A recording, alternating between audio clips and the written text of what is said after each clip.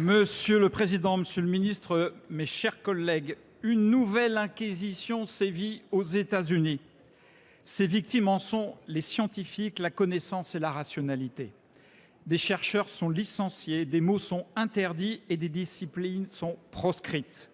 Ce ne sont pas seulement des idées qui sont bannies, mais c'est aussi la méthode scientifique qui est répudiée. Ces nouveaux Torquemada condamnent les conditions de production du savoir, le statut de la vérité et finalement la raison critique héritée des Lumières.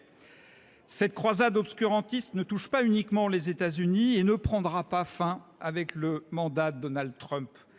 Elle participe d'une révolution anti-humaniste qui a ses thuriféraires en Europe et en France.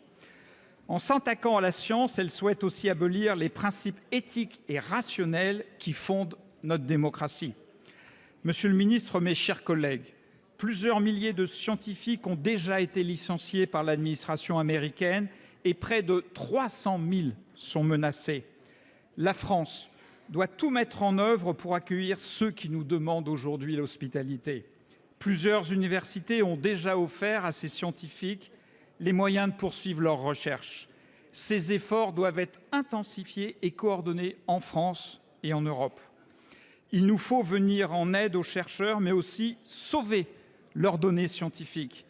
Elles sont le patrimoine commun de l'humanité et risquent de disparaître avec les bases qui les hébergent dans un gigantesque autodafé numérique.